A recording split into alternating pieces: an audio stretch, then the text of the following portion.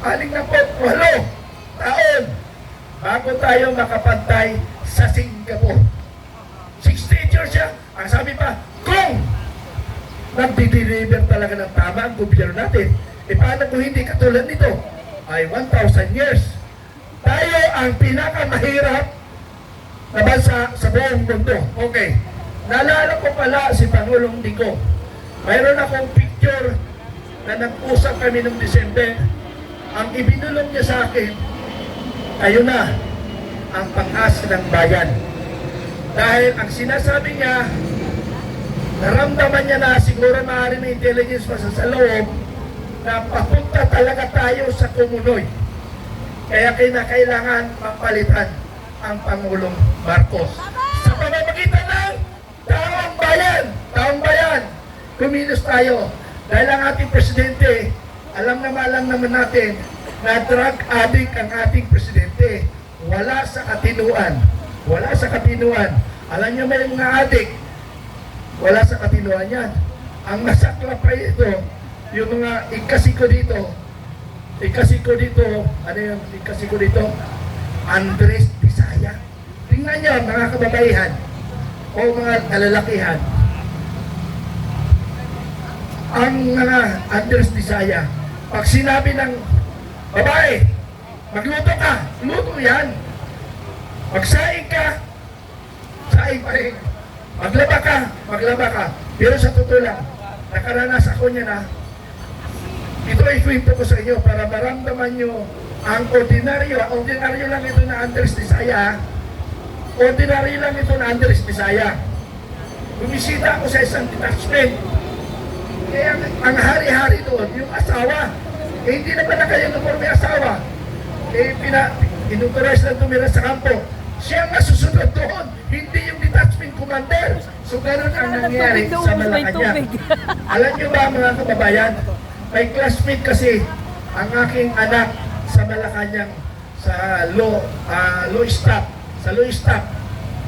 Alam niyo ang ginagawa na kwento ng anak ko sa akin? Sinisipa lang si Marcos ni First Lady. Sa hagdanan pa yun, sa harap ng tauhan niya. Napakawalang niya ang pamilya Marcos Jr.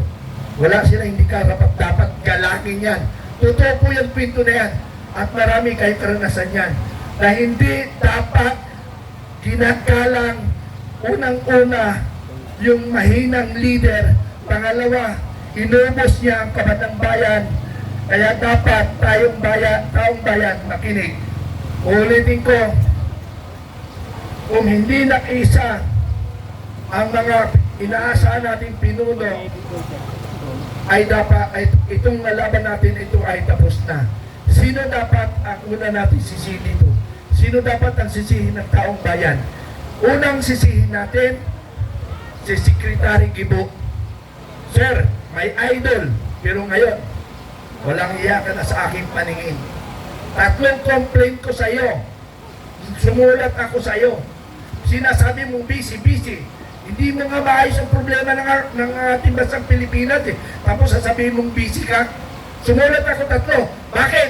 Mayroong 4.9 billion sa loob ng armed forces sa aming retirement pension benefits. Hanggang ngayon, tinatago nila. Kaya ngayon, bawal ang pumasok ng kampo. It's because of that. Personalan nila ako tinitira. Pero lalaban ako habang ako'y nabubuhay sa armed forces sa aming benefits.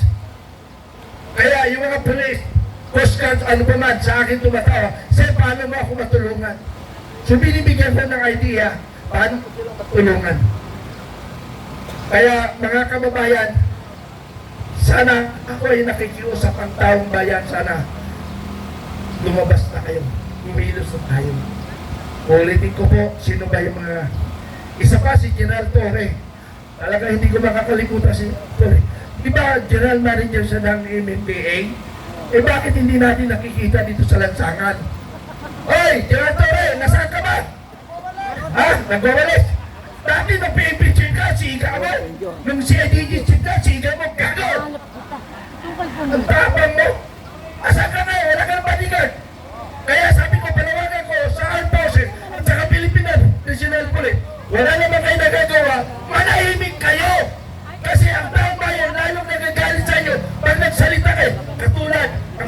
ganito. Ang salita nila ganito. Eh, hindi naman expiration at pagkita. Bakit pinag-uusapan ba yung mga title? Ang pinag-uusapan yung malita. Ay, sus. Kaya nga nagsalita si I'm sorry, Colonel Trinidad, diretsahan lang ako. Huwag ka na magsalita na nakikiusap ang mga bayan na hindi dapat gamitin ng ex-parent. Ano ibig sabihin? Yung certificate nila, pwede bang ibaliwala yun? Yung pangalan nila? Ako, sabihin kong ex-secretary ako, ayaw nyo tanggapin. Paano yung order ko? Pag ako namatay, may bandila ako. Ano yun? Yung ex-parent, pag namatayan, may bandila. Tapos sasabihin nyo na, hindi pwede ititle kagaw. Hindi pwede ganun. Sabi ko nga sa inyo, para hindi kayo maputakti ng taong bayan, hindi kayo maputakti ng taong bayan, huwag na kayo magsalita. Kasi ang taong bayan nakatingin sa inyong lahat. Nakatingin po sa inyo. Sorry, General Browner, sir. Senior, alam nyo kasi mga general na kaupo ngayon, 24 hours yan kasi nakana ko 91. General Browner, sir, may June yata ang retirement mo. Welcome. Welcome ka. Welcome pa dito, General Browner. Welcome! Hindi. Sir, paano yan? Kailangan palaging nakatinted yung sasakyan mo. Pag lumabas ka, General Browner, sir. Sorry!